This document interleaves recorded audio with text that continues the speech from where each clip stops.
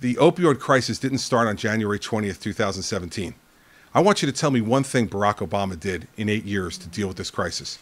I want you to tell me whether he declared a public health emergency.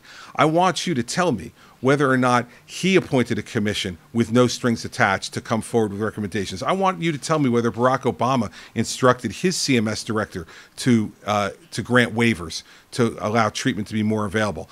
The fact of the matter is the president has already done more in the 10 months that he's been in office than Barack Obama did on this problem in 8 years. And if you don't believe me, read the 2 GAO reports that evaluated the efforts of the Obama administration regarding the drug addiction crisis in this country. And I've read both of them, and they're available online, and you should read them, because what they'll say is that their efforts were a complete failure.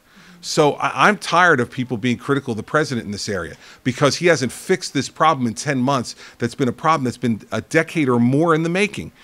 He's done more in this 10 months than any president has before him.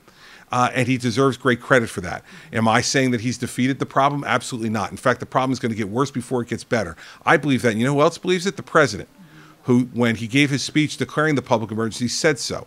We all know that 2017 will be a worse year than 2016 was, and I suspect that 2018 will be even worse. One other thing the president has done, and he's told me this directly, he has elevated the issue of fentanyl and carfentanil to the presidential level in his conversations with the Chinese. And he has made very clear to President Xi that while we will take responsibility for the demand that we have for fentanyl and carfentanil in this country, that President Xi has to take responsibility for the supply that's flooding this country. President Obama never elevated the issue of fentanyl or carfentanil to the presidential level in direct conversations with the Chinese president. So I think when people really examine the record that the president has put forward already, he deserves great credit. Whether or not people's particular point of view will permit them to give that credit is another issue to discuss. But the facts are there to give this president credit on this issue, and he's got more to do. And I said yesterday at the Congressional Hearings in Baltimore, they asked why isn't there a czar in the White House? I said, the czar is the president. And he's going to hold people like Seema and Secretary Designate Azar of H.H.S.